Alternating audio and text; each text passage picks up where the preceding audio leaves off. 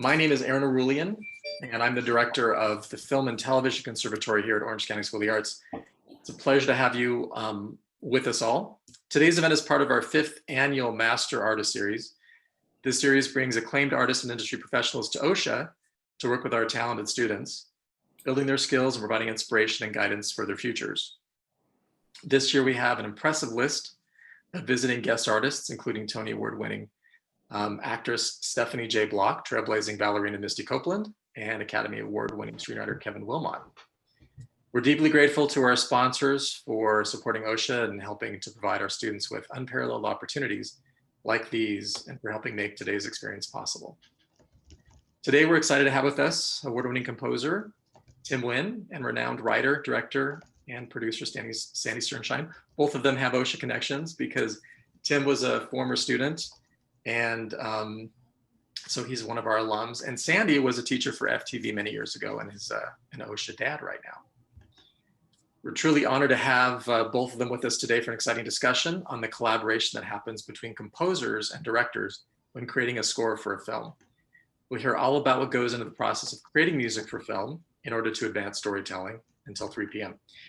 And then we'll take a 5-minute break at 3, and we'll reconvene at 3:05 until 4, where Tim will discuss his career in video game scoring. Now, students, you're invited to ask questions at the end of each session, and just submit those questions through the master class via the Zoom functions. Just go ahead and put your question in the Zoom chat and we'll pull it from there.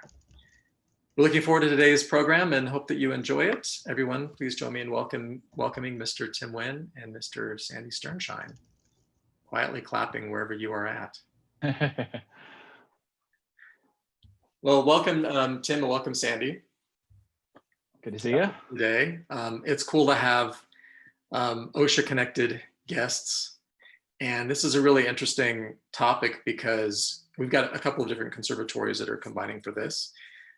Film, digital media, and also pop music. And so there's really a lot of intersection here between what we're going to be discussing today and learning, particularly about how music affects the visual medium, gaming and film, and the kind of collaboration that goes on between composers and directors.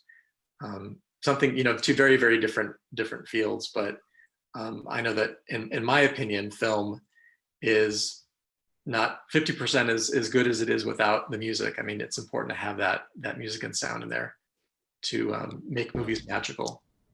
Even silent films need to have something, I think, playing in the background when you're watching them. But well, silent films started with having music before they had dialogue. So right there you go. Yeah, absolutely. So Tim, you could start out and kind of tell us about yourself and your background and how you got into composing. Okay. Hi, everyone. My name is Tim Wynn, and I am an OCSA alum from 1988. So I was in the founding class. It's been that's a long time, I guess. I've been writing music for film and TV for 25 years now. And I started off at Los Alamitos and OCSA, going on to USC, getting my degree in composition there. Then just started right away working in film and started doing commercials, films, a little bit of TV, and then it just kind of kept on growing. And so here I am now, 25 years later, and been doing success as much as I can and enjoying it and having a good time. Awesome. And Sandy, if you can tell us about your trajectory. Yeah, sure. Ironically enough, it's pretty similar. I Los Al grad 1991, saw Tim, I guess, my first year there as a freshman, and then headed to USC Film School and been screenwriting for about 20 years. Just got into I've always been, prior to film school, I worked in production a lot as an assistant director and then got my MFA in screenwriting at USC and realized I wanted to shoot some films too. So I have a writing partner, Brad Riddell, and the two of us, this Later Days is our first feature film.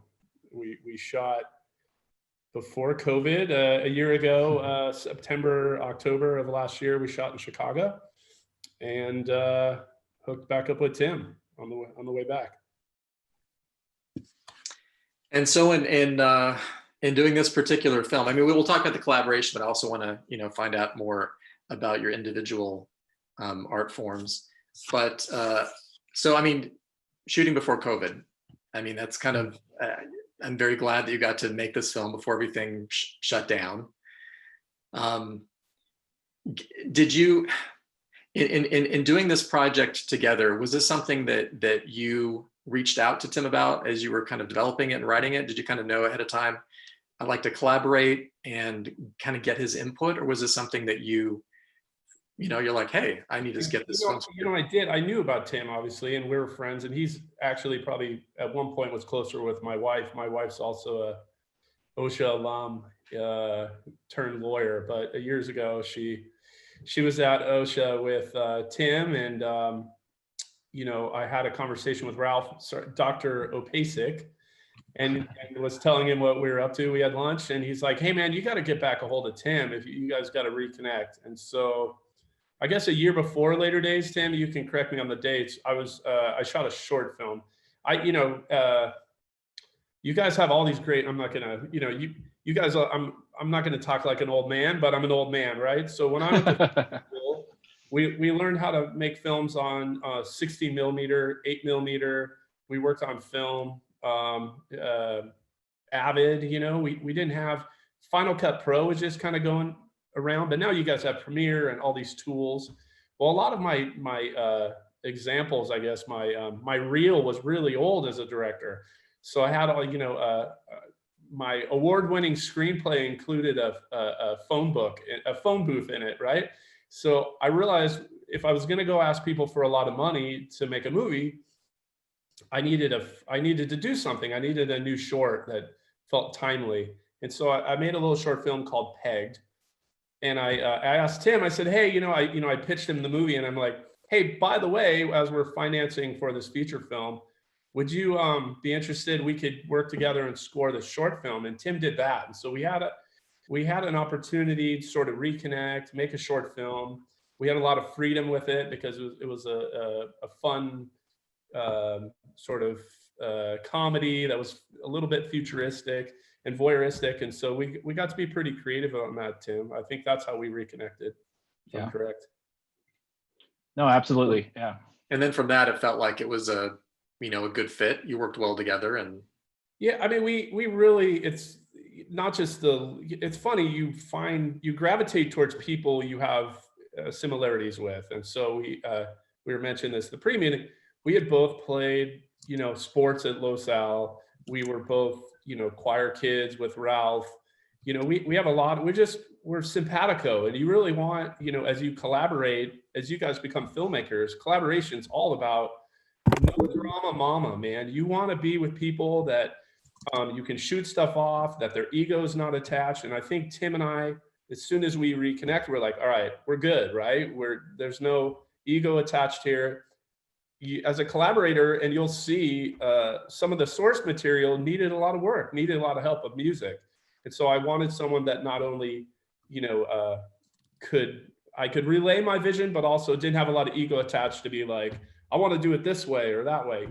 I think collaboration, making a successful film is so dependent on your ability to find better people, surround yourself with better people, that more talented people. I've been assistant director for directors who went in the opposite direction, but demanded being the smartest person on the set, and they were tyrants, and it never works. You always want to find yourself with the smartest, most intuitive people that aren't afraid to say, hey, this is a bad idea, and tell you when you're wrong. I think, not to go too off subject, but you see great filmmakers who are making films in their later stages in careers, and they're not as good. And I think a big reason is because the people around them are afraid to say no.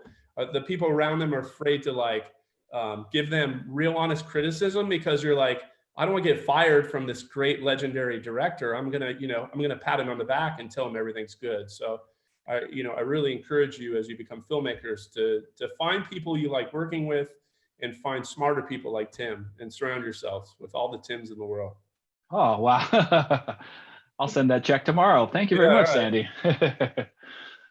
So tell us about this collaboration for this film, Later Days, that you just Tim, I'm did. going to have a sip. You talk. Little product placement there, Sandy. Yeah, there you go. Coke Zero. That's good. So tell us about this collaboration with this film, this feature film that you did, and scaling up from a short. That's an awful lot more music, a lot more beats, more situation scenes. Actually, Sandy, if you can tell the students what this film is about and the genesis of where this came from. So I did everything wrong, which is you go, okay, I want to make a movie. I was a professor. I taught at OCSA. I felt like a little bit inauthentic, which is you tell your students to go out there, tell your story, go do it. And in a lot of ways, I was sitting around my pool, drinking Chardonnay, waiting for my agent to call, right? I felt like a phony baloney. And I went to my partner and I said, hey, I want to do this. Went to my wife and said, hey, I don't want to teach right now. I want to go out there and make a film. And so we're like, hey, let's make a low budget movie, one location, few actors. And then I did everything wrong, which is I have 24 locations. I had 30, it was an ensemble story comedy. So in a lot of ways, I blew it, of what I was supposed to do, which is like make a horror film with 2 people. That's like ideal. But so that was the genesis. And then the story was Later Days is I threw my wife a 80s prom for her 40th birthday. And so it was a fun night. I wanted to put everybody back in their 80s costumes and make a sort of 80s films for 40-year-olds. And that's what we did. Later Days is a comedy about a guy who throws his busy corporate wife an 80s prom, and it goes horribly awry. So Tim, when you got this film and this story, what were your thoughts as a composer? Well, I think initially when you said the 80s, I was thinking, we needed this great soundtrack. So in a funny way, as a composer, I was thinking that I'm not going to be possibly needed as much. If you look at any sort of modern comedy, there's a lot of songs in there that are, taken either from, current sort of top tracks or past top tracks. So I was looking for where the parts of the story that my music can help tell the story. So, you knew there was going to be montages from 80s music, and there is, and all this sort of stuff like that. So I was looking for places where, my voice can help, just really help tell the story. And how did you decide? How did you decide between what was going to be cues from 80s songs and what was going to be composed? Tim, can I jump in here? Because Yeah. I want to pat him on the back a little bit, which is we didn't know until COVID happened. We shot, we edited the film, and then we got rolling. It happened in March, and we didn't secure all the rights to a lot of our music left. So we would get on these calls with Tim with 40 potential cues, right? So 18 are going to be 80 songs if we can secure them, and he had to be prepared to make all of them in a soundtrack, and half of them were going to be 80s music in a perfect world. And we did a good job. I think we do have 17 80 songs that are in there. But yeah, his work was cut out for him in a couple places. We needed, we last minute in the last month, I think, Tim, we said, hey, no, this needs to be something you made. This is soundtrack. And so Right. It was not an easy assignment for Tim. It was not his usual, like go away, make a masterpiece and come back. I think we really kept him on his toes. Yeah, it was definitely, a collaboration in that regards. But I feel like, much like what Sandy said, is my job is to help Sandy make the best film possible. So in the very beginning, he's like, oh, I don't know if we're going to be able to get any songs. And I was kind of like, gosh, I really hope that we get as many songs as possible. And it's not because I want to do less work, because I just think that for the genre, I think it helps tell the story and really moves it along, the pacing much quicker than just scoring stuff, because I mean, as talented or whatever that I am, or the talents that I can bring to it, getting back and saying, okay, let's do something that's exactly like Depeche Mode. Well, that's kind of already been done, and they did it pretty well. So it's always a dicey situation if you're asked to replace music that is, anthemic and everyone knows what it is. You can never match that sort of thing. So I was a little bit nervous with that, but thankfully, and I did do a lot of songs type things, but Sandy was wise to, really get the right soundtrack for this film, and I hope when it's released that everyone will agree, because I think the soundtrack is pretty awesome. So my part maybe included or not, I don't know, but it's all good. It'd be great if we could start taking a look at some clips. What do you think we should watch first in sort of discussion about the development of the music? So I picked there was one character in the story called Madame Decoy that she had kind of a unique thing, and I'll let Sandy set up the scene so everyone will understand that she had a unique aesthetic, different from everyone else. And I just thought it was kind of interesting how that theme, how it came about, and how we came to the final sort of thing. So Sandy can set up the scene, and then we can play the scene. It's a short scene without music. That's how I got it initially, and then I took a shot at it. And then you can hear what I did the first run, the first pass, and then we have a YouTube link that Sandy sent me that was totally different than what I was thinking. So it kind of stopped my heart, to be honest.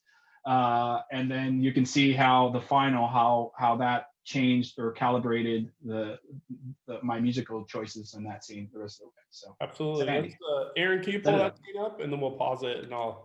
Yeah, let's see. I think it's this one right here. Yeah.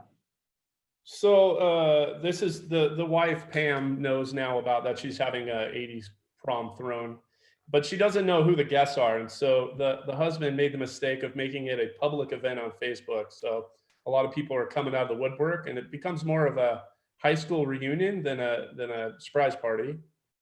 And sort of the backstory is that one of the good friends, sort of what we call the bro chain, these 4 or 5 people that have been friends for 20 years, one of them went to their high school prom with their French teacher. And so that woman, who was a 25-year-old teacher, is now a 60-year-old, late 50s, 6-year-old woman who showed up for the party. And her name is Madame Decoy, and that's played by Lisa Zane. I don't know if you know who Billy Zane is from the Mummy movies. That's his sister. So she's a big part of Chicago. We shot in Chicago. We have a lot of Second City actors, and we're really excited to work with her, and she was great. Nightmare?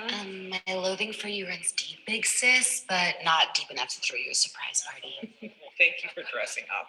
What, and overshadow your lameness on your special night? I would never.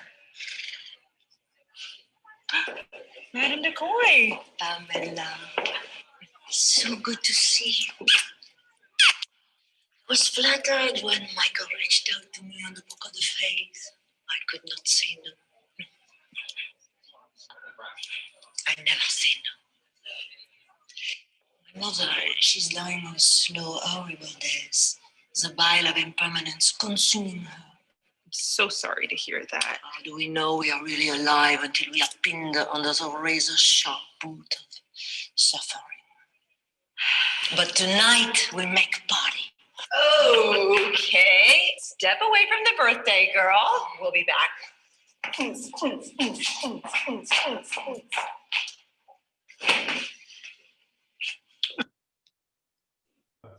Yeah, so go ahead and play it with the first. Yeah, there you go. Yeah, I just want to say a couple things. One of which, it's painful, right? It's painful. Scenes without music take an eternity, right? So we are dependent on score, right? It's such an important job having a score we create pace, we accentuate jokes. In this case, the most painful scenes you have in a film are exposition, right? They're the ones where we have to get all the information out. And one of the ways that we can hopefully we either add, hopefully we add some conflict in there. And the other thing that we have to add, obviously in my case, for a comedy, you want jokes to get through get through this muddle of the story. And music is so important to create that pace. So let's see, this is what Tim came up his first try. I would never. Madam McCoy. So good to see you. I was flattered when Michael reached out to me on the book of the face. I could not say no. I never say no. My mother, she's lying on slow overdose. The bile of impermanence consumed her. So sorry to hear that. We know we are really alive until we are pinned under the razor sharp suffering. But tonight we make a party. Okay, step away from the birthday girl. We'll be back.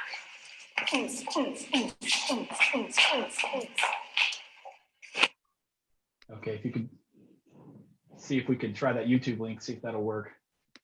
So that got shot down, and I still listen to it. I like it, but it is. I don't. It's not not too bad. In my defense, I thought the pace was great. I thought Tim nailed it out of the park on the pace. It gives the scene some liveliness. But what it didn't do for me was nail Madame Decoy, right? So Madame Decoy, this is her entrance. And Tim, we use this throughout, right? We end up going back to this cue.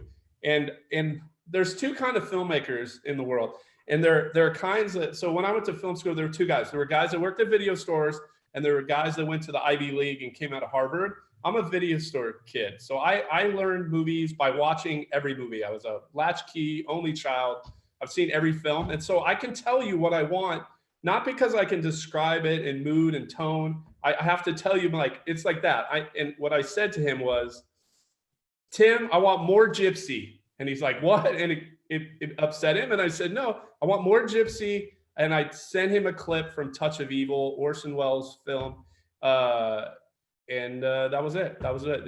And you'll see here with Marlene Dietrich is what I was looking for. And then Tim, you could say how you adapted.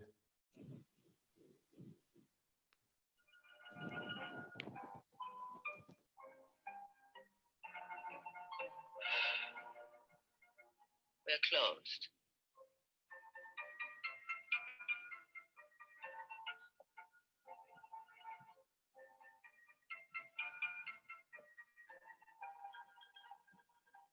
You've been cooking at this hour? Just cleaning up. Have you forgotten your own friend? I told you we were closed. I'm Hank Quinlan.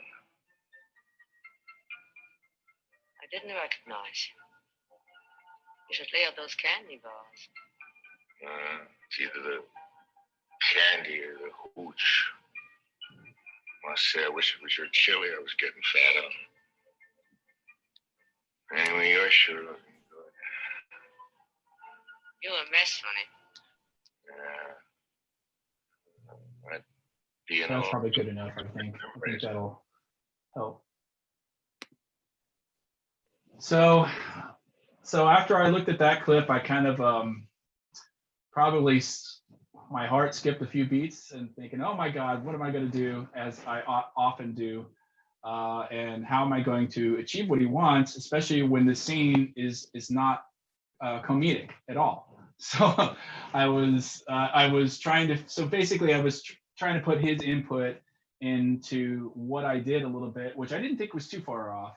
Parts of it weren't too far off. So how can I incorporate Sandy's ideas into the score? And so I just tried a bunch of different things, and brought up some more accordion and just different instruments. I think that I thought would work well, because I mean, that if you put that music into that scene, it doesn't work. So but by Sandy saying, giving a link or something like that, it really helps get composers to change their mindset. And now that I've been doing it for 25 years, that it used to bother me when I first started, if a director said, "Oh, I don't like this piece of music," and I'd be, "Why? Tell me why," and fight with them. And no, I just put in. All I do is write perfection. Don't you see? But now it's much easier to say there's 12 notes. Let's find the ones that work for you best. And that's always, like, being an interpreter is really probably the main skill set that you really have to work on as a composer, or I think any sort of creative at all. So hopefully we can hear what the final is. I know it sounds a little wonky.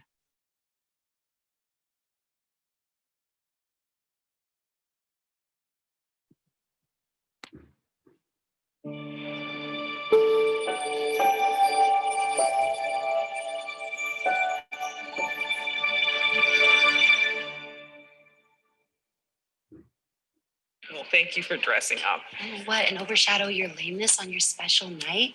I would never. Madam Decoy, Pamela. So good to see you. I was flattered when Michael reached out to me on the Book of the Faith. I could not say no. I never say no. My mother, she's dying a slow, horrible death. The bile of impermanence consuming her. I'm so sorry to hear that. How do we know we are really alive until we are pinned under the razor-sharp boot of suffering? But tonight, we make party. Okay, step away from the birthday girl. We'll be back.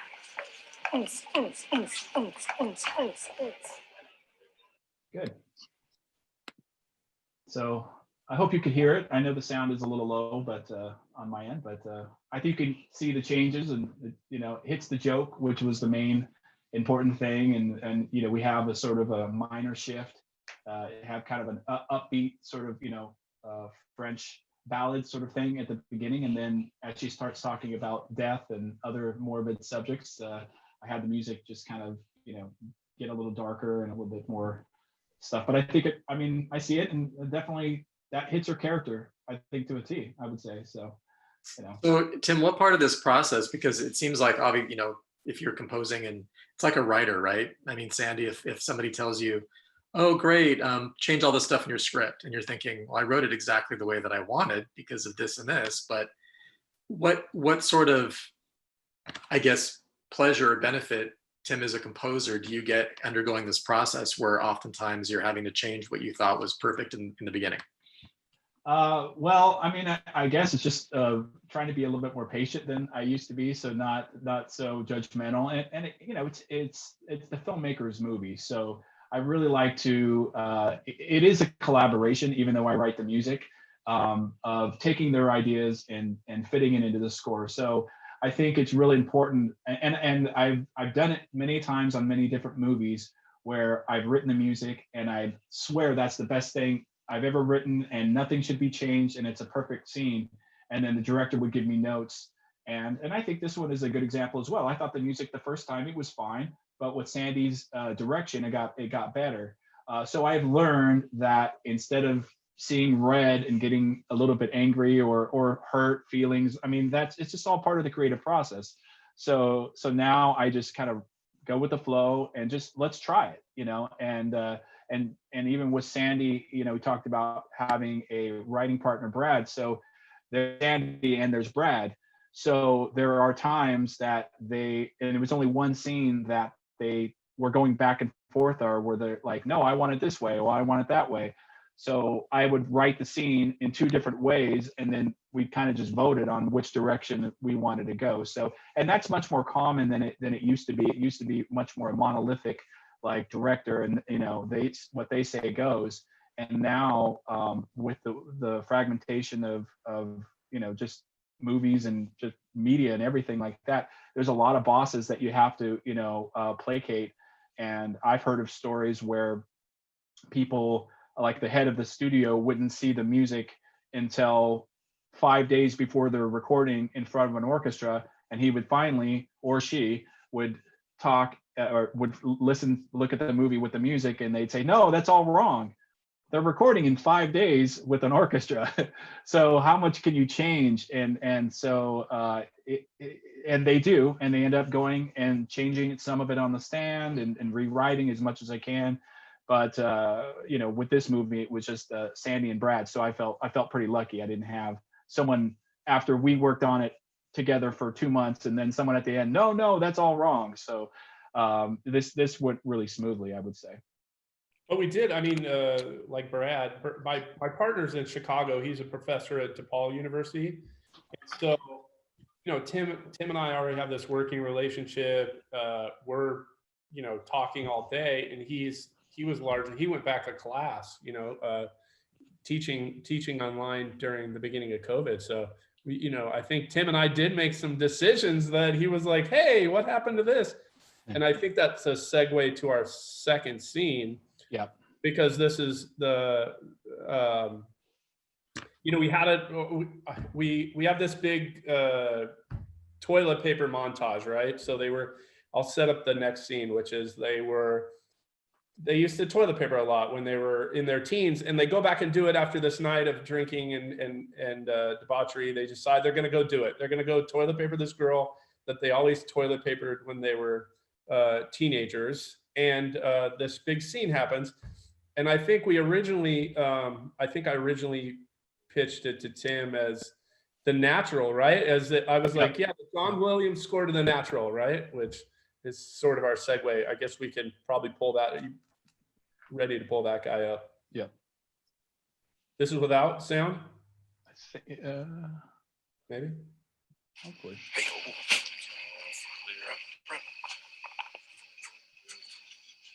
Don't take it, big boy. Don't take it. All the Yes.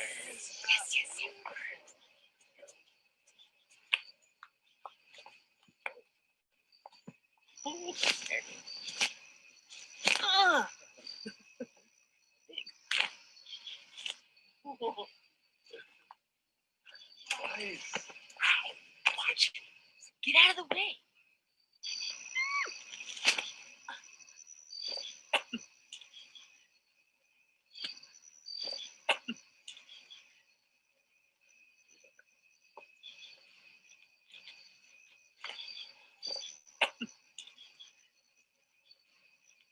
Time to bring in the closer.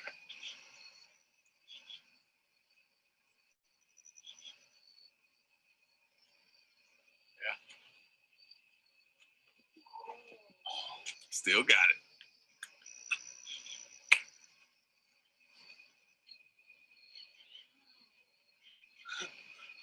Beautiful. It really is. What if I was meant to do this? TP Holmes? I'm serious, dude.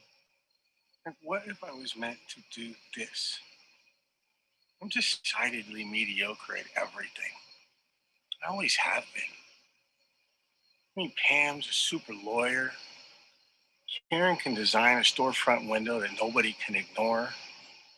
Mikey can throw a baseball 100 miles an hour. Jesus, what can't you do?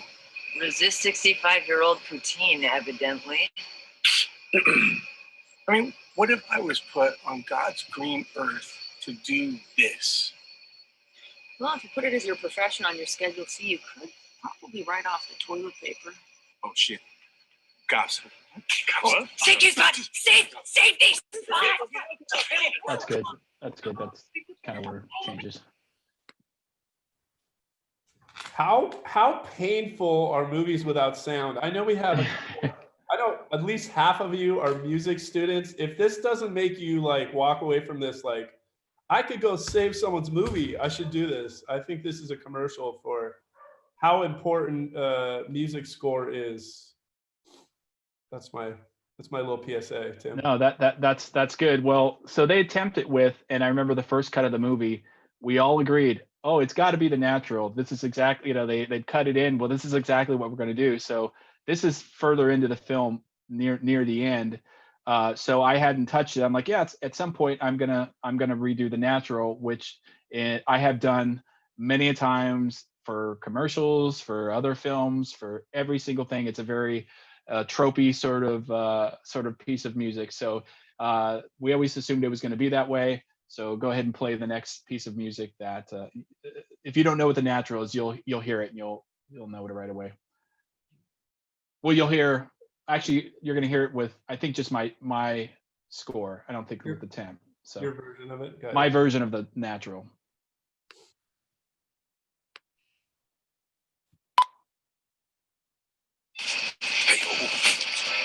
Clear up front.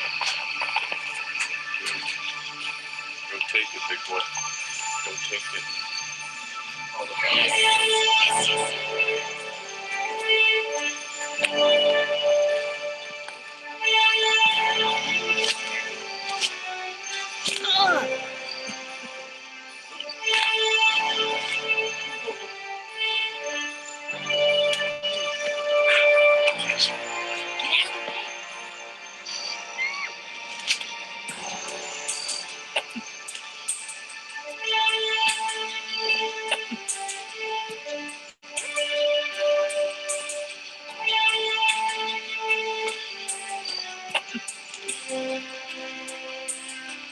time to bring in the close.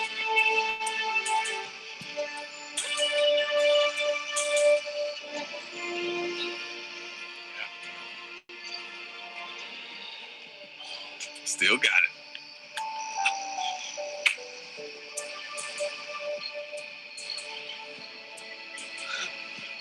Beautiful. It really is.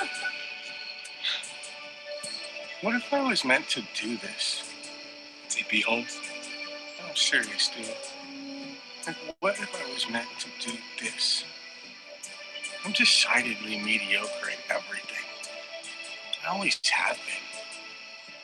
I mean, Pam's a super lawyer. Karen can design a storefront window that nobody can ignore.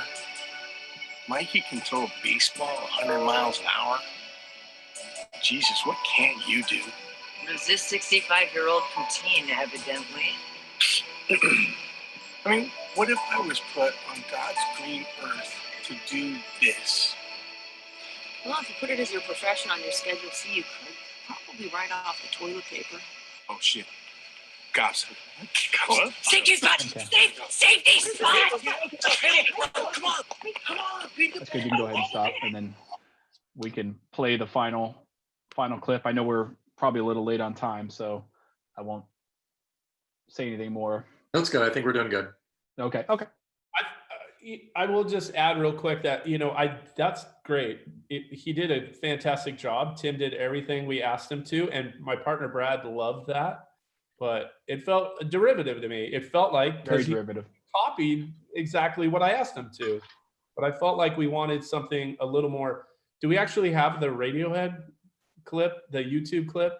Oh, that's right. Do you have the YouTube? So I listened, just like I worked at the video store. I always worked at the record store. I can tell you any piece of rock and roll, any piece of music. And I kept thinking of this. I'm like, I love the driving Kid A album, Radiohead, Everything is Everything. And I'm like, I want something like this. Now, Brad hadn't really spoken up, but Brad really liked his last take on this.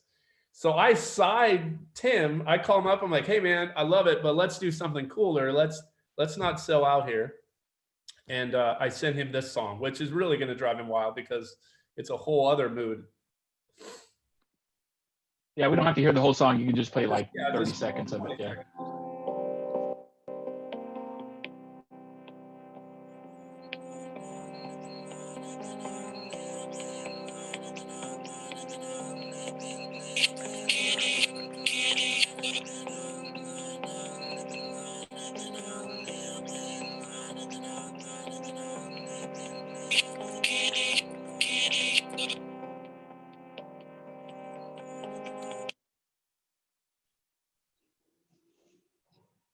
Yeah, so I mean that's much more experimental and ambient. A little more, and a little more techno-y, a little more electronic, a little more moody. I thought this was in the film. I thought this is the Jason Boggs, who's the actor. It's his moment. He's been the laughing stock. He's kind of the Jack Black character, right? He gets his tooth knocked out. He's been the joke of the whole party. And he has this moment, which is like, for me, we write, even though we're writing, you love every character. You love the bad guys, the good guys. And this character, who's the comedic guy, probably has the most authentic speech in the thing, which is the way I felt growing up. All my friends are good at stuff. Why am I so mediocre? And the joke is, maybe he's the greatest thing he's at is toilet papering, right? What if that's the best thing you ever did in your life? So it was a really authentic, organic moment to this character that I didn't think was a joke. And I wanted to create some sort of mood and atmosphere that sort of had a modern take. And I sent that to Tim, and I don't think he was very happy, but. No. I was fine with it. Yeah, well, you want to watch it? Yeah, let's watch it. This is the final iteration. Take it, big boy. Take it. Yes.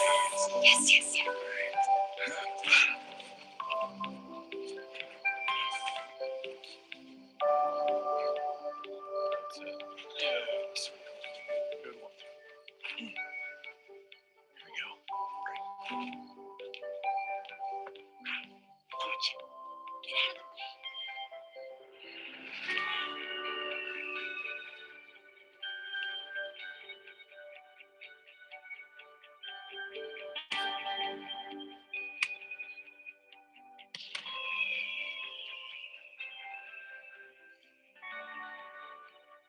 Time to bring in the close.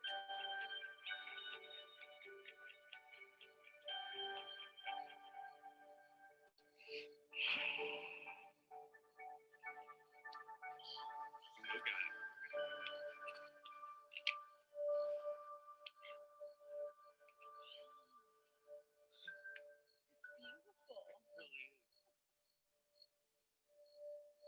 What if I was meant to do this? They'd be home. I'm serious, dude. But what if I was meant to do this? I'm decidedly mediocre at everything. I always have been. I mean, Pam's a super lawyer. Karen can design a storefront window that nobody can ignore. Mikey can throw a baseball 100 miles an hour. Jesus, what can't you do? This 65-year-old poutine, evidently. I mean, what if I was put on God's green earth to do this? Well, if you put it as your profession on your Schedule C, you could probably write off the toilet paper. Oh, shit. Gosh. Safety! Come on! My neck! That's good. Cool. Yeah, sorry that was coming through as well. I think what's great about that version is that it, because Kid A came out in 2000, so you're kind of adapting it back to the 80s, and it kind of feels like a scene from a John Hughes movie. So it gives it that 80s feel with the beat and all that stuff. So I like how that's kind of incorporated into the time period that you're trying to. We did include it. I forgot, but he actually really went heavy Radiohead, and that was what he was talking about with our problem with Brad, which is Brad's like, hey man, it was nice before and now it's not nice. Now I feel depressed after this scene. Oh, right. This is the this final version that we got there's another iteration right in the middle. I think that he did exactly what I asked. Tim cranked it up and it came out a little dark, and Brad, we had a conversation with the three of us, and I love where we ended up. I mean, I think this is a really beautiful piece of music that you created. Yeah, thank you, man. I love you too. Sorry. Students, if you have any questions, go ahead and put this in the chat. But I've got a question for both of you.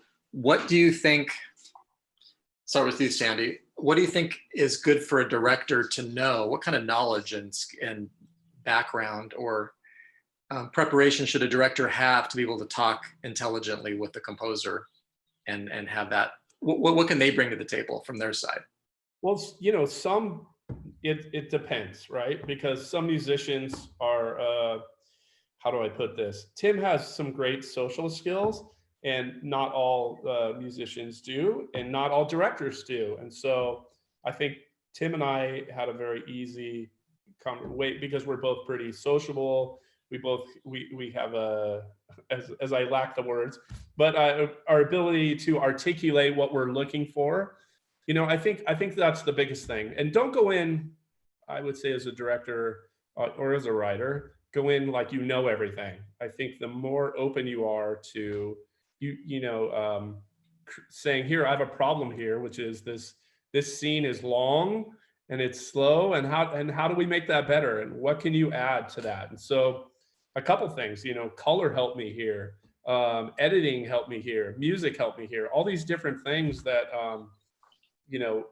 help the final product. My ability to say, help me, you're going to Tim and saying, hey, I want to keep this line here, but I need something to speed it up. Otherwise I have to cut it out, right? Because it's too long. The audience is getting bored. And so, your ability to get your point across is a big deal, but I don't think I needed to know. I have a expansive knowledge of music as a fan, but I can't necessarily tell you like, hey, that's not the right note here. I don't always know how to speak to musicians in their own language. So yeah, that can be the real challenge, how to describe it musically. Yeah, I think having those references helps. If you can give samples, movies and things that you think are similar or convey the mood that you're looking for, can be helpful. So allowing music to speak to music. Verbally, it can be always difficult to just say, I want it to be like this, because that, if you were to say I want a gypsy like, that could mean different things to different people. Absolutely. But giving a sample. Tim, what about for you? What do you think is helpful for a composer to be able to know or do in collaborating with the filmmaker? Well, I think what Sandy said was perfect in that, or what he did was perfect. Speaking music to music. I mean, I think that's the greatest way to kind of convey your idea across, because I have worked with directors that they all have musical skills, and Sandy shreds on the guitar, but he never sat there and said, no, man, I need a D chord or something like that. That starts to get a little bit funky if you're too specific on things. So what I loved about what Sandy did is he gave me examples that were a little bit esoteric, and then let me kind of come to the place that I thought would make sense. So he kind of like put a bunch of, a trail of crumbs out, and I just kind of like followed like a mouse to the right direction, rather than just saying, I want this, that. It's much better a way for a creative process to be open to what ideas that I have, and then try to find, we all just kind of came together, from one direction, and made it work, because both things that Sandy shared with me, they actually would not work for the scene. So how can you take the elements of what he wanted? You kind of have to, just be an interpreter. And so to me, it was the pacing was what was important to, especially on the toilet paper scene, of getting that right. So that really, like the examples, help out, because when you're writing music to a scene, the most important thing is tempo, is getting the pacing correct, and once you get that down right, then that everything else falls into place of like, okay, I know it's going to be this fast, and I've got to stop here, and then I've got to continue here, and then so once he gave me that pace and that rhythm, the scene kind of just fell into place there. Cool. We've got 5 minutes left, but I've got a question from Josie Wang. How do you balance music and film? It says, I would imagine a complex melody line might overpower the dialogue, and that you wouldn't want a big chord to hit when a character says something important. So how do you go about finding the balance? Right. Well, I think for me, on my standpoint, Sandy will have something else. And I've learned quite quickly that dialogue is king. It helps tell the story.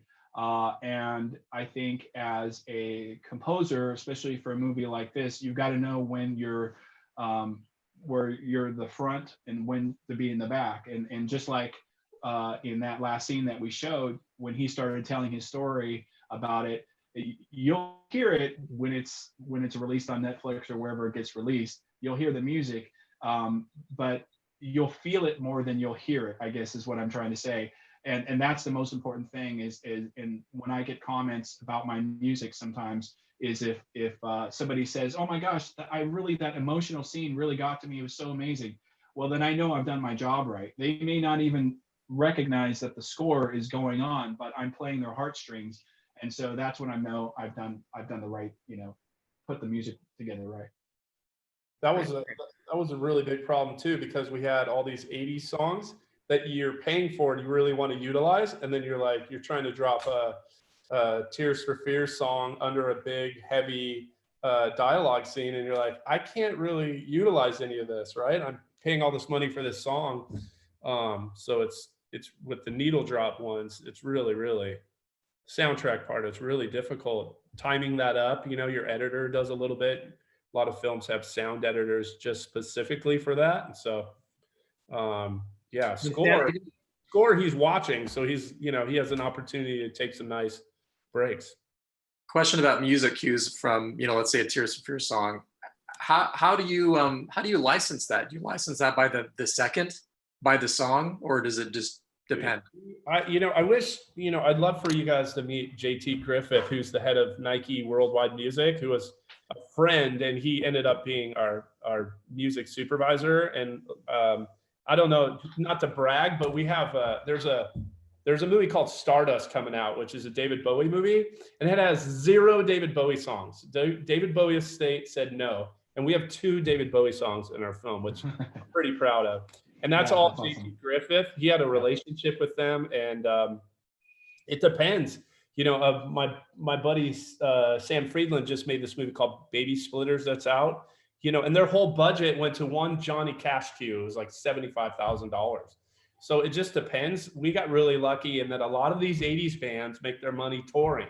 And so COVID rolls into town, and we did most of our negotiating during the summer, and they all kind of fell in line. It was crazy. I mean, we really do have 17 soundtrack cues in it, and we got really lucky. And in our case, we got lucky because we have something called Most Favored Nation, and the Bowie estate asked for that, which is nobody can make more than the Bowie estate, and the Bowie estate gave us a pretty sweet deal. And so the movie was originally called Just Can't Get Enough, which is a Depeche Mode song, and they were like, okay, 50 grand. We're like, sorry, David Bowie only wants, whatever. And they're like, okay. And so all these other bands sort of had to fall in line, but that's not the usual case.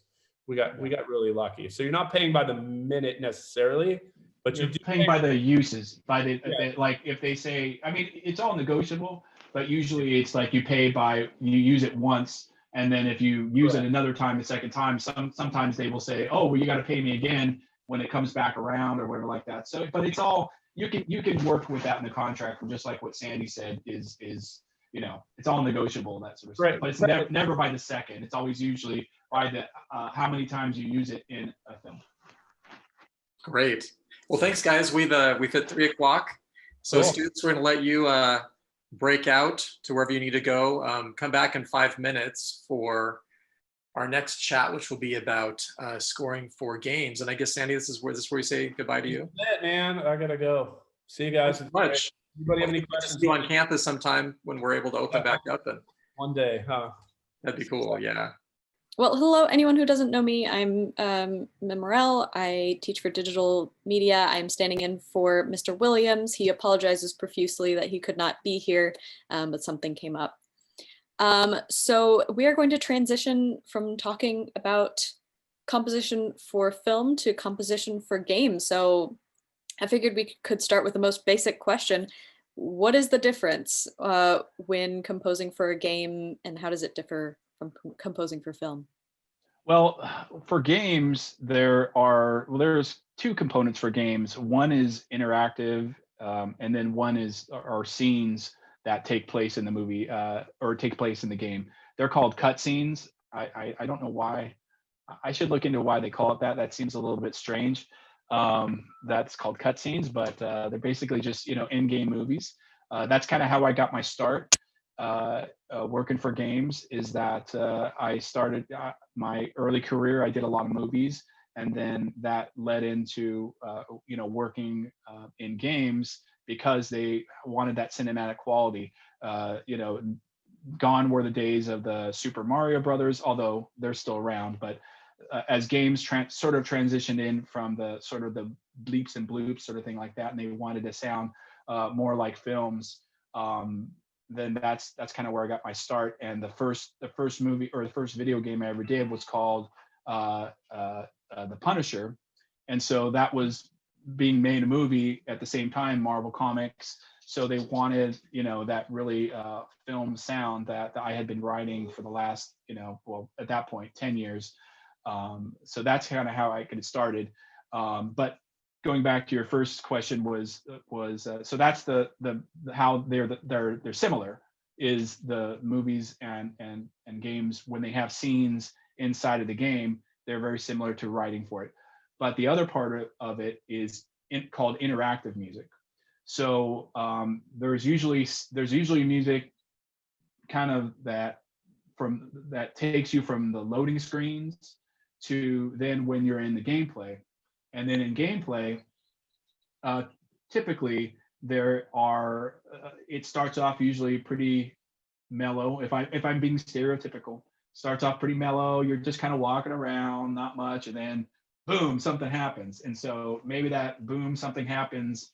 There's a trigger that when you walk into this certain place, the computer knows to start the next, you know, tension score, or there's like something's wrong. So then and the next time you play a game, look for those places, because you probably won't. You're maybe not meant to recognize them, but you should feel them, or you should sense them. And oftentimes when I play a game, whatever game it is, I'll hear the music change before I know I'm in trouble now. That guy's about to come killing me, or something's going to happen. So that's where the music is. They have a bunch of cues that can loop and play at the same time. So a looping cue means that it starts at a place and then it just can continually go, usually about 2 minutes long. And so it can go. So if you just stand there for, you know, the eternity, you will have 2 minutes of eternity for that music. And listen for that too. There's sometimes that you can hear the loop, just like when there's, you know, like things you're meant not to, but sometimes you can hear it. And then if you proceed in the game and you go to another place, then the music will change and sort of interact with what you're doing. Does that explain it? Yeah, that's Okay. great. How do you handle that transition? Because, you know, when you have a character running around, you can kind of run into enemies at any time in that 2-minute loop. So how do you handle making it so that you can transition kind of at any time from one piece to another? Right. Well, you try, the first thing you do is you try to stay in similar keys. So if you're writing in the key of D, you maybe stay in D. Or one of the other tricks that you do is going up a minor third or a major third. So sometimes that's what you'll do. Sometimes what they'll have is they'll have short little transitions, like little swings over it, or something to like mask the edit point, or like a cymbal swell going into it. That was very common a long time ago. I think we're always trying to evolve it so it's not so like obvious of where it is, but like something shimmering over it usually is a very good, like a gong scrape or something like that really helps it. But cool. Did you want to show one of the sure. examples? Yeah, so both the examples I have aren't interactive. They're basically they're from two games that I did. The first one I thought, I mean, it doesn't really matter which one we play first, but is from, I think it's Marvel Comics. It's from the game Darkness 2. That was done, oh gosh, I don't know how many years ago it was. It was a while ago, but I did get to record the score in Prague. And this basically takes place at the end of the game. So if you haven't played the game, this is a spoiler alert. You know, this is going to ruin the game, but you're as I remember the game, you're ends up in hell, and you've gone to rescue her, and so you're in hell, and you're about to, you know, you've rescued her, and then this is what happens like after it. So that's the Angelus and Game 3. can play that.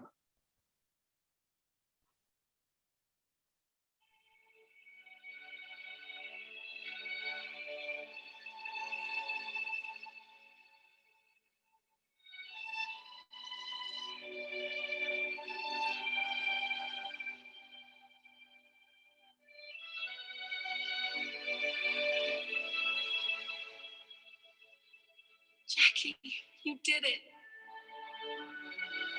I didn't mean for this to happen. Any of this. We don't have much time.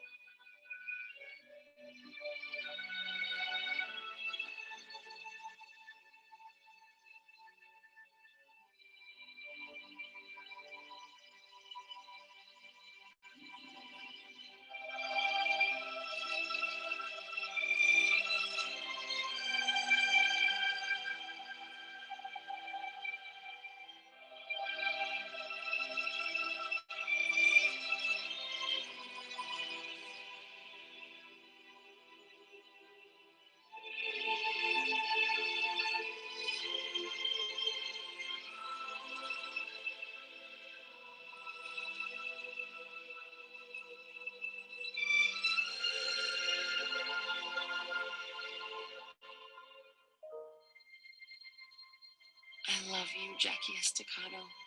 No matter what happens, I always will. I'm so sorry. Sorry? Jenny, I'm the one who should be sorry.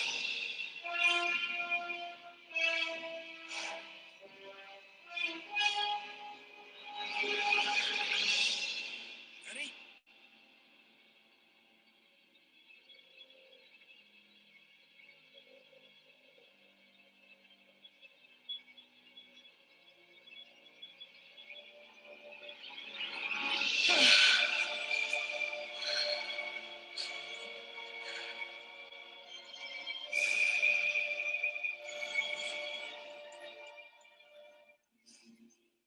We are the Angelus.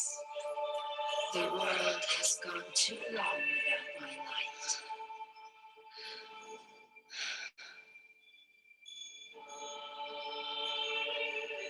Oh, yes.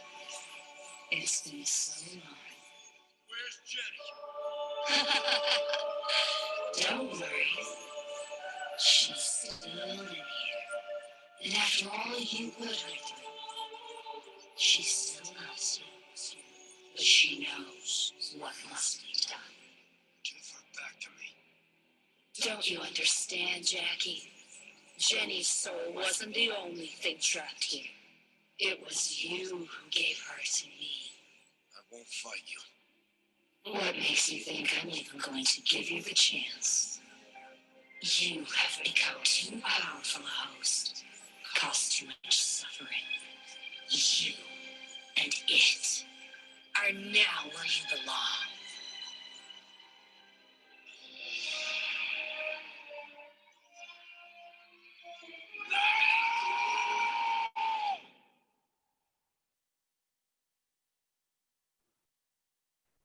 Like a movie.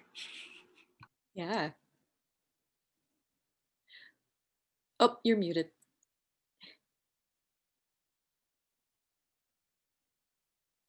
Hang on. Tim, you're muted. Oh, looks like you're still muted, Tim. There we Gosh, and I was saying some good stuff there. Sorry.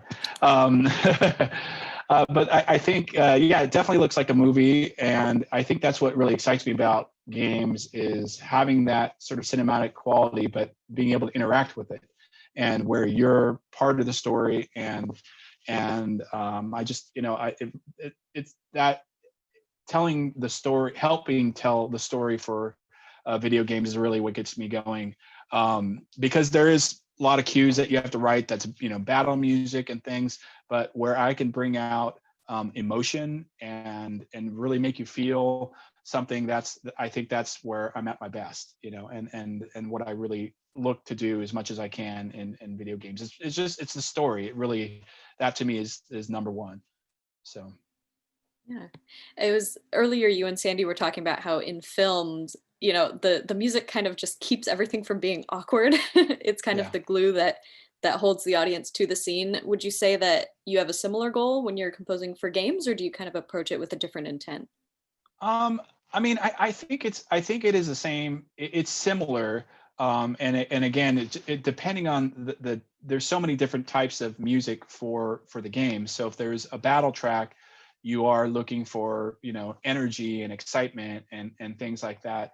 And then for like the last scene that we saw, that was just sort of like the end of the game, you're looking, all right, how can I pull out as many of the heartstrings as possible?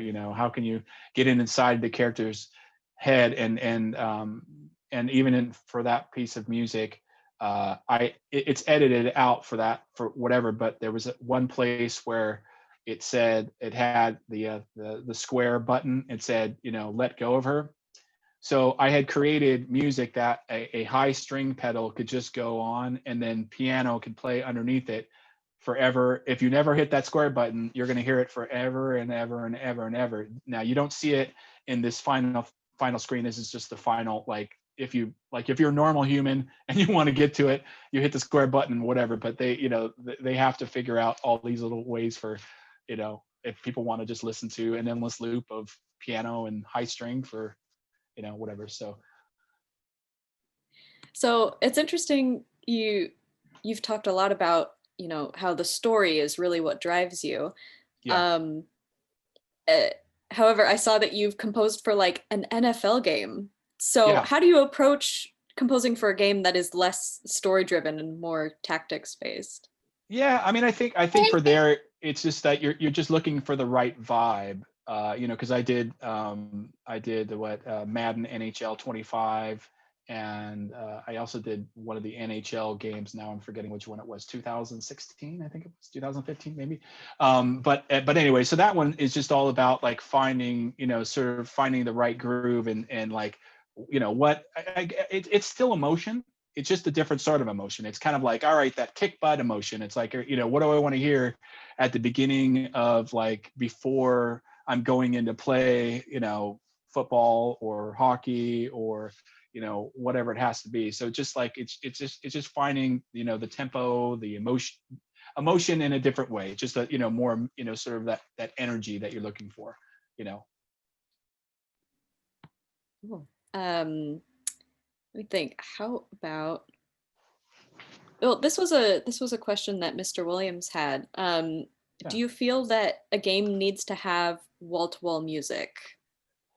No, I think in a strange way, I forget which teacher it was that told me this at USC, but silence is music in its own way. And I actually look for ways in all projects that I do of like, how can the ear take a rest?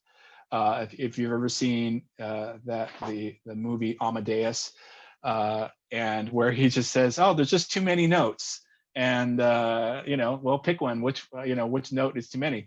So I'm always looking for that. I feel like there is like ear fatigue, and there are certain, and I think that's true with sound design and sound effects and everything like that. Sometimes it's just constant noise, and if you have music wall to wall, you're doing a disservice to the music, that it all just becomes noise. It just becomes kind of like just just a big ball of music, and it's just the good parts just get all, it's just mushy, sort of thing like that. So I would hope that like you can look for places that where you can take a rest, and maybe you just listen to your environments. I think games like Fallout, if you've ever played Fallout, they do a good job of that, where you're just kind of running in the environment, and for a while and I think this is a good example of the interactive part of it. So you'll be running around,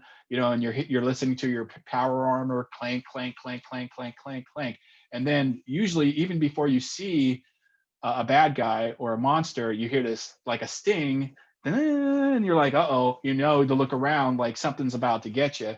But after you kill that foe, then it kind of goes back to the music, or it'll go down to nothing again, where there's no sound or no music whatsoever. And I think that's really effective.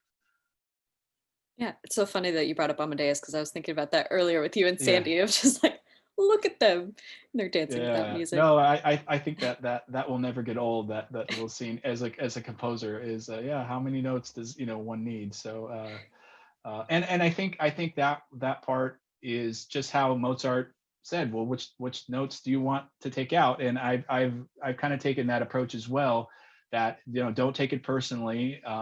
Whatever you're creating, they're not responding to it. So how can you change your composition to get it to work and get it to be happy? And with the Later Days movie I worked with Sandy and Brad on, I think the most I did were 4 versions. That's nothing. I've done plenty of pieces of music where I'm on version 33. Big time composer John Powell, he posted something on Facebook, and he has versions on his sheet music, and it said version 25 or whatever. And to me, John Powell is the best at what we do, and if he can have 25 versions of it, begrudge me if I only have 10. So That's cool. yeah. That's a neat way to approach it. So I know we have quite a few digital studio students here too, some of which are interested in becoming game developers. So I Right. think there was a similar question earlier from a kind of film director point of view, but I wanted to ask what kind of helps you most, what information from the game developers helps you most, especially for those, looping scenes where where you have character interaction. Do you get a list of like the character interacts with this, or how does that kind of play out? Yeah. So I mean, I think what Sandy did in the last one, where he gave me specific examples, is always the best direction that you can get. There have been some games that I've gotten 0 direction, and just like, well, you're the composer, you know what to do, and that can work out. But I kind of like that back and forth, the collaboration that you can go back with a game. Usually you're dealing with the music director, and he's the one that's going to implement the game, because all I do for games is I write the music, and that's it. I have never implemented the games at all. So that means putting it in to those certain places in the game that goes. And so you really work well with or you work closely with that person, and they're generally a composer in their own right, or they have a lot of musical ability. So you're able to have more specific directions on things.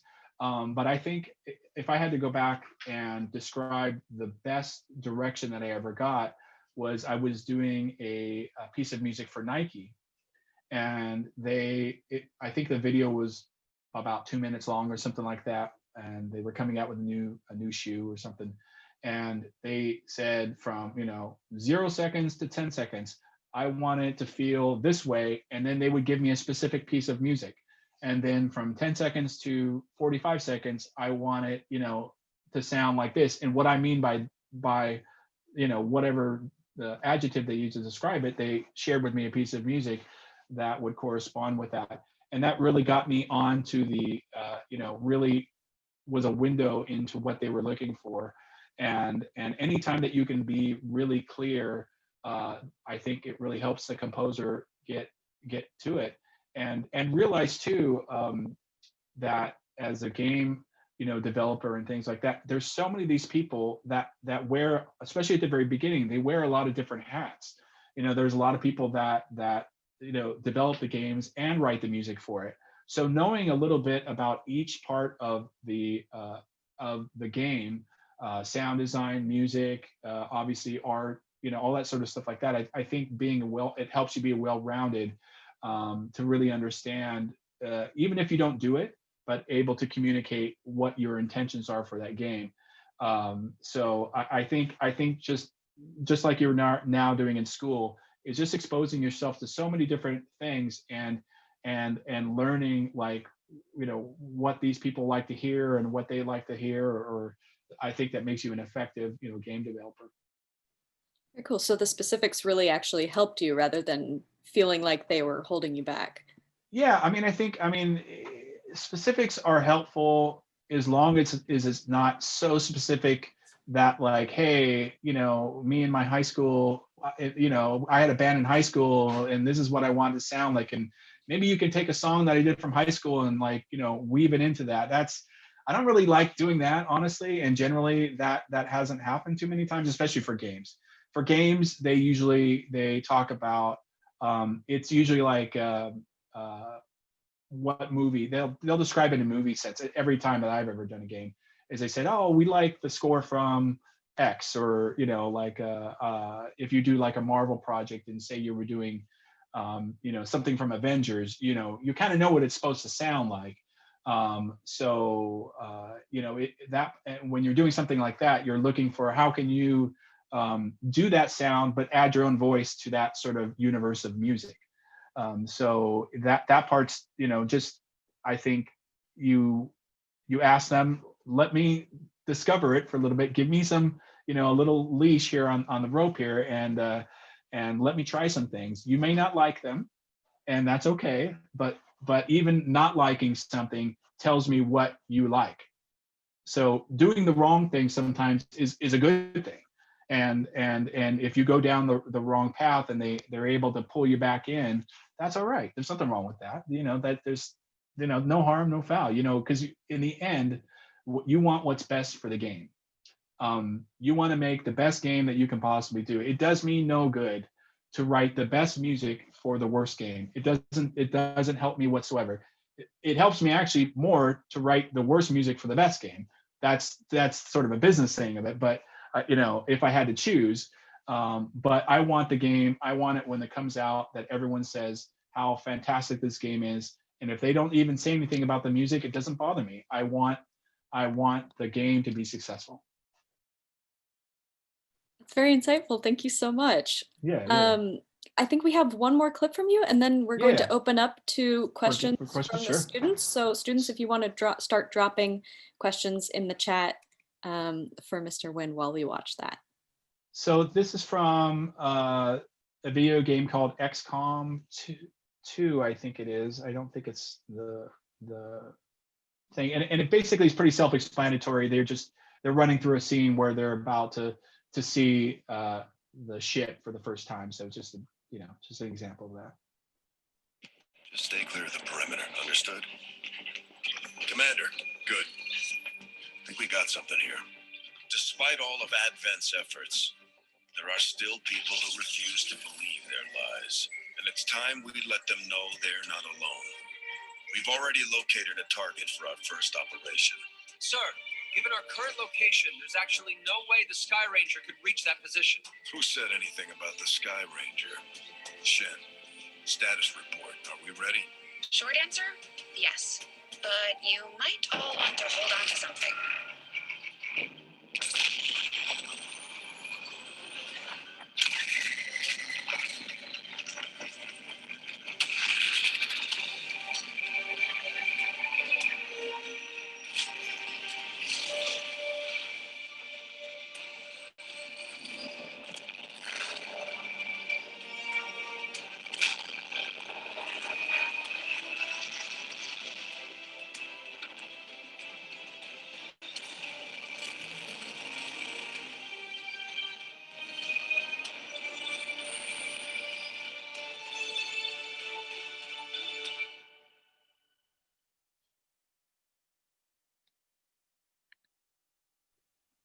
Awesome. Let's see. Okay, sorry. I'm getting some questions personally. If you guys want to just change your chats to speaking to everyone so everyone can see your questions, that would be helpful. But we can start out. Gray wanted me to ask, what instruments do you use for games and what does that process look like? I started off guitar when I was in high school. Guitar was the first instrument that I played. I also picked up piano. And then in college, I had to take a lot more piano courses. And generally for my work, I play the piano as a inputting into the MIDI. So the piano takes my notes and then makes it into the orchestra sounds. So having guitar is very important. I think for my like jobs, it seems like I use guitar a lot. There's not many synthesizers or sound devices that really replicate that sound that well. So I'm happy that I play guitar, but keyboard is the number one important instrument to play. I've had some assistants and interns and things. They're like, oh yeah, I play clarinet. And that's great that you play clarinet. Clarinet is a beautiful instrument, but it doesn't help you much when you're writing, for games and things like that. So I would encourage anybody to play more piano. It's sort of the universal like input device into a computer. All right. Also, my bad, guys. It looks like a lot of you guys don't have the everyone chat option. So I will just say, Danny Hudson, you wanted to ask a question? If you want to unmute yourself. Hi, yeah. Thank you so much for being here. This is so amazing. Thanks, Danny. I appreciate it. So today I was just I saw you were doing a master class, so super excited. So I kind of just went through your work on IMDb and I was learning a lot. But I saw you worked on a game in the early 2000s called Gun, and I was curious because I saw it was a country track, and I'm trying to break it into that world. So what was your inspiration for it? Well, I mean, I think it was pretty much just country. It was just like trying to create a score that had country elements, but then could also just like what does game music sound like in country? And I think like Red Dead Redemption does a really good job of that. With Rockstar does that. So that was, this is an old game a long time ago. So the basic direction, as I recall, was just trying to have like a score that has country elements into it. So a lot of guitar and things like that. So yeah, that's the thing. You never know where what job in games or anything around, as just like a music person, you really have to be able to adapt your your skills in any sort of genre. And I've had to do rap. I told I was telling my partner at the time, I was like, what hasn't been done? Rap and country. And of course now, rap and country has been done. And I'm like, I knew it. I knew they were going to join those two elements sort of at the time. So I encourage you to be a lover of all music, from soup to nuts, jazz, every single thing.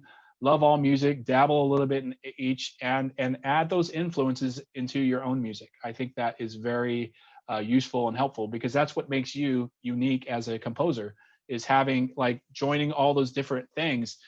Because a composer that, my partner, we went through the same exact experience. We went to USC, we same sort of music, but my bag of composers that I kind of climb from are a little different than his. So our music sounds different.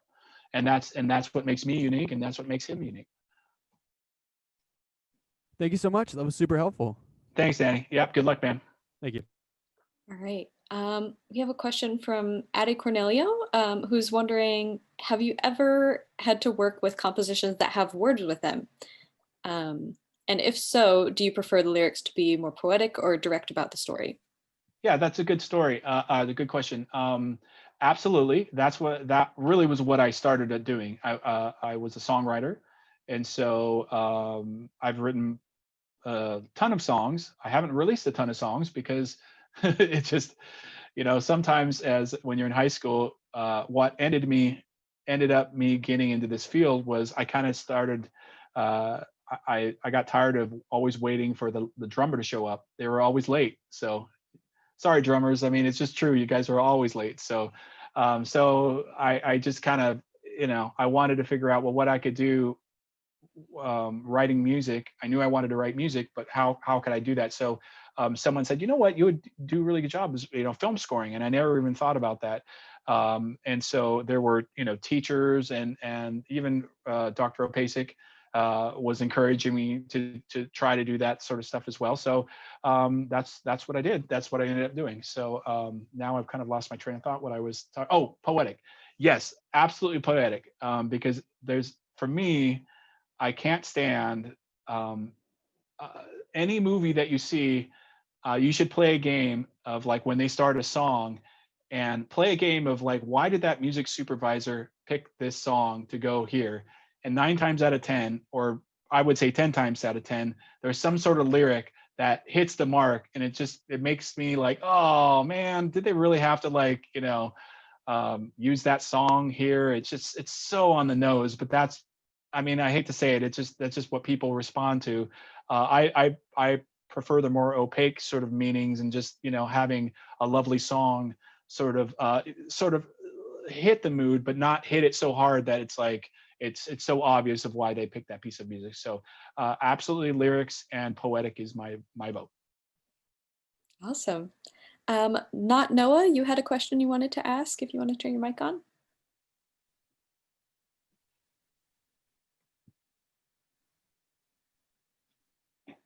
Anyone? Not Noah?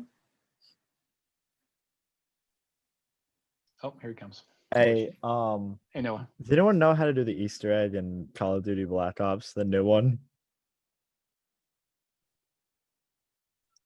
Easter egg, no. I'm sorry, I haven't played that one yet. Okay. Not my expertise. I to be honest, I don't play a lot of the games that that's not true. I play a couple of the games that I play, but I didn't even know how many games, 20 or 25 games.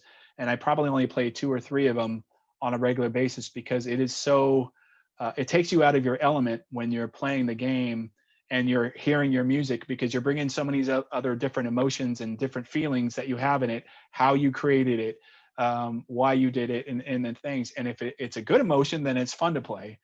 But if you're like, oh, you know what, I don't know, you're always rethinking that. I don't know if I like the French horn right here. Should I have changed that, or should I have this or that, or that could have been better, a better edit, or something like that. So there's not a lot of games that I play, because it kind of drives me nuts to hear my music like while I'm playing the game. So I enjoy playing games that I don't do the score for, mostly. Yeah. Yadira Sanchez Molina wanted to ask, do you ever get in a blank zone when you're beginning composing? And if so, how do you find inspiration? Absolutely. That's an excellent question. So writer's block is real. It happens. And it's easier to deal with if you're working on a film or a video game, because usually the time schedules are much longer. Like I'm working on 2 games right now, and they won't be out to the end of next year. So if today I wake up and I just can't write any music, well, you know what? It's okay. Eventually we'll write music. But TV shows, the schedules are much more compressed, where you have to write probably 5 or 6 minutes of music a day. So you don't have that option to really have a down day. You can't call in sick that day. You can't, there's nothing you can do. You have to just come hell or high water, you've got to write that music for that day. So the thing I have learned about that, if you find yourself, well, let me backtrack. How I prepare for a day, if I'm writing music at home, but when I would write into my studio, I would, on the way, the whole way driving for about half an hour, all I would do is think about the scores that I was going to write that day. And so when I would get in front of the piano, all I would do is just unload my brain that I had just, pre-thought about it. So that's the best way. If you're ahead of the game, you're already thinking about it.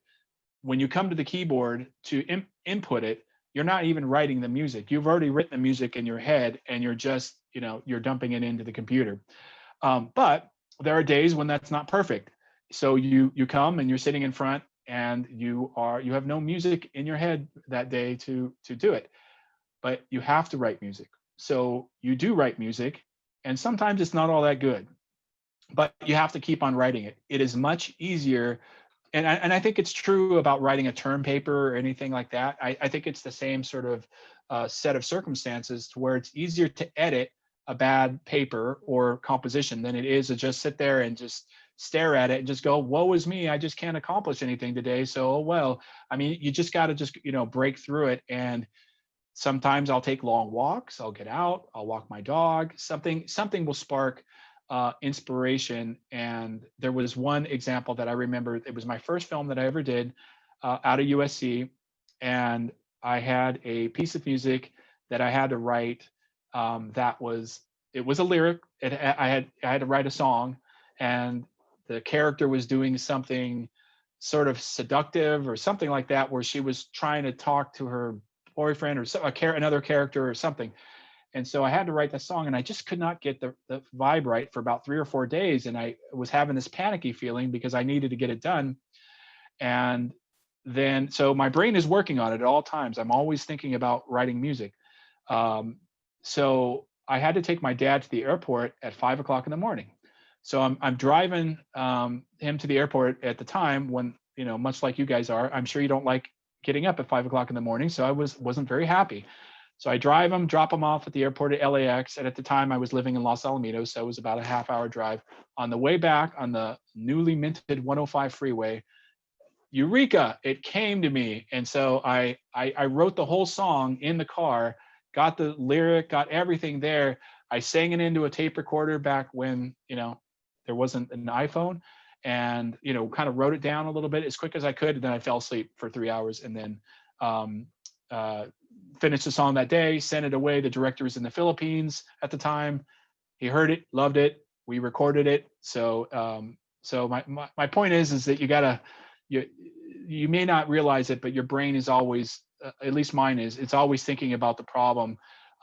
Sometimes it drives my wife a little bit crazy, is if we're taking a walk and I'm not listening to her completely because my brain is thinking about that problem that I just couldn't quite solve musically that day with it. But that's okay. You know, you just have to just fight through it and push through it. All right. A little bit too much information, I suppose. But no, it's great. Let's see. Ethan Kiergan wants to ask, when writing music for parody movies like Superfast and Starving Games, is focusing on parodying the original soundtrack your main focus? No, those movies, they didn't really, they parodied the movies, but the music was different. It really just, those were, you know, kind of like, you know, spoof movies. So you really had to tell the joke. So there, you had to sort of get the vibe of it, but it really wasn't like they were copying the scenes and then making fun of the scenes, but the music did not correlate to it because it wouldn't work, being taking this really serious music and playing over, like, you know, funny scenes. So you had to get the aesthetic right, but you didn't have, but it was really kind of like, it was more important to get the comedy right, I guess. Yeah, if that makes any sense. And the other thing I will give, going back to the last question, it reminded me of writer's block. I had in college, I had a great, some great feedback on what they did for getting out of writer's block. And I think it's really apropos for students, is that what they said to do, and I forget her name, was if you're in a rut, just do everything differently. Like instead of brushing your teeth with your right hand, do it with your left hand. Just change your routine, get out of your routine. It really will inspire your brain. And every time I've ever run into a block like that, maybe I wouldn't go out to Starbucks, maybe I would go out to a different coffee shop that day, just anything to just get your brain off of the same sort of like mentality that you're always in. It really will help, and it's always helped me. So it's great advice. Thank you. Yeah. Kind of on a similar note, Ashley Ferez Diaz wanted to ask, how do you deal with self-doubt besides ignoring it? Ooh, that is one of the most difficult things that comes with this job, I will say, because I just finished 2 weeks ago, finished the last episode that I overwrite for Supernatural. And so I did 15 seasons of Supernatural. And every single time I sat down, every single week, I told myself I could not do this for whatever reason. Even though I've done it for 15 seasons, it always like I had that self-doubt of always saying that I couldn't do it, but I always did do it. And so I think as an artist, that is the hardest thing, putting yourself out there, writing a song, putting it on TikTok, I don't know, doing any of that sort of stuff that nowadays that you guys can do that I couldn't do back in the day. You can get immediate feedback, and that can be a bad thing, because there are times, and even the the score that I played for you, the Darkness, the end scene for Darkness. I was really proud of that score, and I got some awards for it and what have you. And I really love how it turned out. And the game didn't do so great, so it didn't really help me all that much. But I was really proud of the music. So when the game came out and the reviews started coming in, not even reviews, but just like, online chat rooms or whatever, I had somebody just say, "Oh, the music's so bad, it's terrible, blah, blah, blah," all this sort of bad stuff. So I was very upset, and I kind of brought it into me, and I'm like, "Oh my God, what did I do wrong?" I thought, everything was great. And I kind of let one person's opinion of the score really get me down. And it bothered me for about 4 or 5 days. And then I started doing searches on that person and looking into their history and all this sort of stuff like that, because it really bothered me. And they wanted me to write a heavy metal score. And I wasn't hired to do a heavy metal score. I was hired to do an orchestral piece, a very cinematic sort of piece. And that's what I did. And that's why the person said that. And that's why it set me off. And so now I think I've learned from that, and I don't really care. I'm not going to let one person's, you will not please all people at all times. I don't care. The best person, the best composer of all time has been told they stink.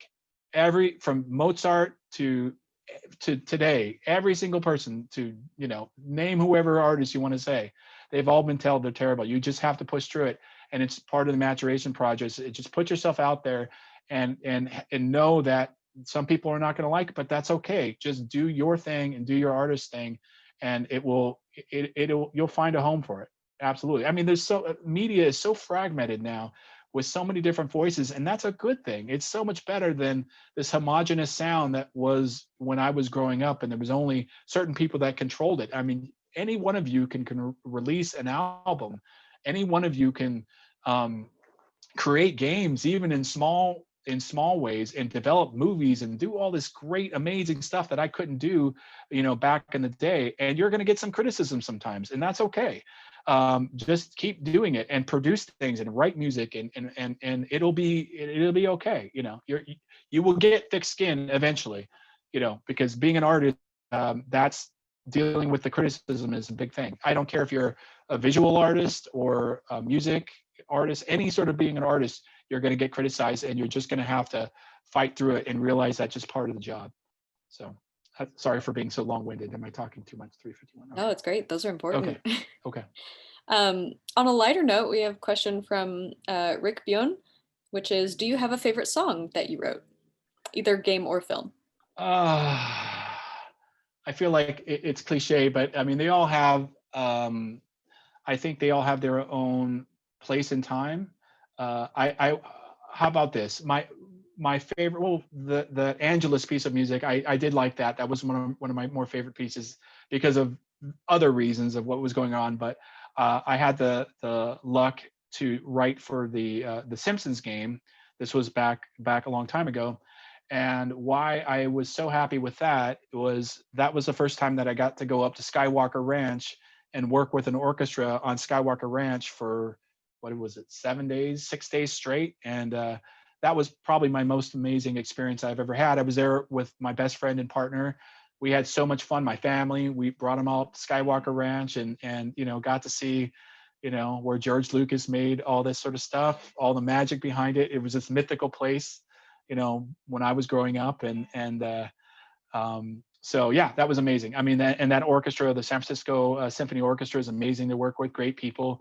So that was probably, as a whole, I would pick that as, and the Darkness score, that was my other favorite one, because I got to go to Prague for 10 days and see that city for whatever. So I think my experiences as a game, I think, is more important than any one specific track or whatever. So Skywalker Sound for a week, or going to Prague for a week and recording there, were probably my favorite things I've done. So it's all about the experience. Well, it is. I mean, it's like working with an orchestra. It's amazing. I mean, it's so amazing to just hear your music and conduct it for the first time, because you sit in front of your keyboard and you write it, and it's going to sound, pretty much what it's going to sound like. but when you're hearing live music, the vibrations that go through your body, and it's just like it's emotional. It's amazing. And you know, it's great to hear strings, but there's something about like you know, there's something we didn't really talk about, but we record, usually for games, you record everything separately. So when we did the Skywalker Ranch sessions, and pretty much all the other game sessions I've ever done, is you record the strings, and then you record the brass, and then you record the woodwinds and things like that. And there's and the strings are amazing, but some, you know, because they're lovely and lush and beautiful, but the brass, all that wind coming back at you and playing these chords that are so powerful and amazing, there's just something, you just can't experience it. I mean, I will never forget to the day I die, the last note that I had to conduct on that stand with the brass that night. And I so did not want to leave that podium at that point. I wanted to just keep on doing that for as long as I possibly could, but the cue was done and I had to go off, and it's amazing. Yeah. Wow, that's awesome. Yeah. Nathan Kim wanted to ask, what aspects of music theory are most important for learning to create music? Well, I mean, I think music theory in general is so important, is being able to hear the quality of the chords, being able to I mean, that was pretty much all. The theory was the most important thing of how to get the sound when somebody says they want it to feel this way. Well, when they tell me they want it to feel like tension, then I'm thinking this type of chord. And then when I, you know, maybe for film score, it's called a flat 6 chord. So in a D scale, you're writing a D, F, A, and if you add a B flat to it, suddenly it's like, ooh, that sounds like, that's very cinematic.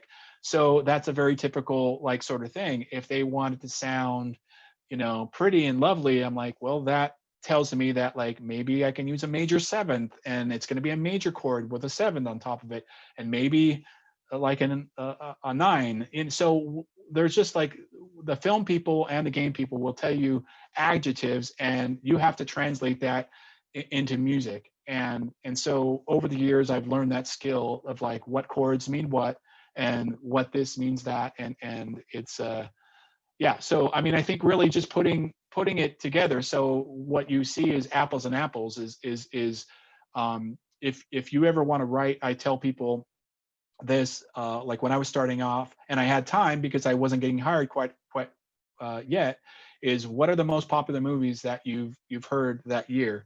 Okay, do you know how to replicate the sound of those?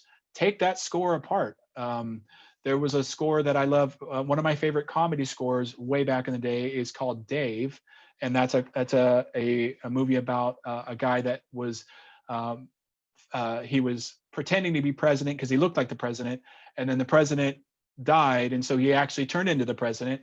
And that score in, I think it was the 90s, really redefined comedy scores for the next 10 years, where they use that score all the time as a temp piece of music. And so I think just being open in theory, like using your ear to be able to dissect how that composer is creating that sound is so important. So that's, I think that's the long-winded version of just being able to take apart the chords and understand how that composer is spacing out the chords, or using the strings in the high places and low places, and what is the quality, what's it, and what's it making you feel, you know, how does that make you feel, and how would you do something similar, you know, just play around with it. I mean, we're in this age where you have an orchestra at your fingertips, if you know, with the software, and it's not even as expensive as it used to be.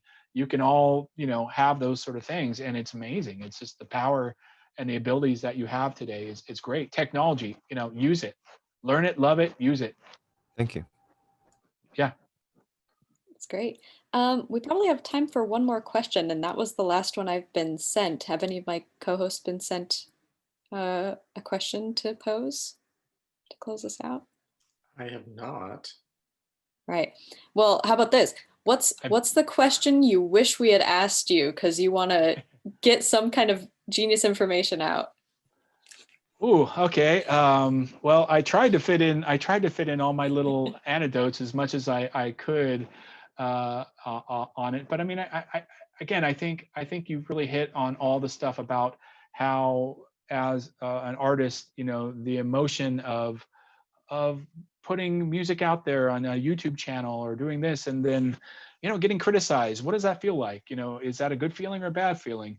And then I would ask yourself as well, have you been that person to be the person that criticizes? Do you have to, I always wonder when someone will put a YouTube video up of their music or whatever, and you see 10,000 likes, and then there's like 70 people that are like, wah, and it's like, why do you have to be that person? I mean, why do you let that person, whatever, you don't need to, I think we can all, as artists and whatever, we can all rise ourselves up. And if you like something, find that person and send them a note. Say, you know what, I really loved your game. And that passion kind of goes through it. And that the what was it, Aaron, not Aaron, that posted about the game. Well, find out who develops that game. And if that's your favorite game, then bug them and say, look, I want to do an internship for, do you have any internships? Because I really love this game. That got me a game once where I was at EA Studio, and I was in a meeting for another game, and I went to the bathroom. And as I was walking to the bathroom, I noticed a poster. I'm like, oh my God, that's an airship. It's called a Kirov. It's for a game called Red Alert. And I'm like, oh my God, are they making this game here? And so I go back into my meeting and I said, are they making Red Alert here? And he goes, yeah. And you know what? They're looking for a composer. I'm like, oh my God, perfect. I love that game. I grew up on this game. I love this game. Please let me, try out for this game. I would love to do it. And so I did some tracks. They hired me. So, don't be afraid. I mean, the passion and things like that are what, as artists are going to get you through. So if you really like a certain type of game, then, try to find out what that studio does and try to get in there if you can and meet with these people. They all want to answer your questions. And everyone that I know that is in games, they're more than approachable when it comes to this sort of stuff. So, if they're in the days that we're going to have a vaccine for COVID, you'll be able to see them in person again. And just, hey, thank them for a great game, and just check. And sometimes they're going to say, hey, I'm sorry, I can't help you. But there are other people that may. And so just if you really have a passion for games, movies, or any of that sort of stuff, then just go after it, and just don't be abashed about it, because if you sit at home and wait for the work to come to you, it's not gonna. They're gonna find somebody that's in front of them, rather than like search out throughout the whole world, to find the right person for it. I'm up for a lot of games. I'm up for a lot of movies. I'm up for a lot of TV shows. I don't get all the games. I don't get all the TV shows, and I don't get all the movies that I do. But I'd like to be in the top 3 of that conversation. And if I'm in the top 3 of the conversation, I have a chance. And sometimes I'm going to win it, and sometimes I'm going to lose, and that's okay. There's nothing wrong with that. That's part of it. There's so many amazing artists and composers and filmmakers and stuff like that there can only be 1 or 2 that are going to get that job. And if you're not part of it, it's okay. Shake it off and go on to the next one, because you're a talented person. So I don't know. Rah. Go get him. Fighting. All right. Well, it's a little past 4. Should we call it? Definitely. Like. Yeah. Thanks so much, Tim. Thank you. This has been really insightful and wonderful to talk to you. No problem. And if anyone has any other questions or things they'd like, you can send them my way. Because people, again, Ralph or Dr. Opasek, excuse me, turned on lights, and other teachers turned on lights in me in college, high school and college. And so I'm happy to help inspire anybody that has that same sort of passion for things, and anything I can do to help. I'm an alum, so go OC Arts. And music students, were eager to have more composers for films. Yeah, I mean, it's the best time in the world for all that stuff. There's never been a better time for creating. There's so many different avenues to have your film, TVs, video games, all that sort of stuff like that. Just go out there and do it. We need people. Cool. Okay, well, thanks everybody. Thanks. Thank you so much. Okay, students, we will see you later. Have a good one. Take care.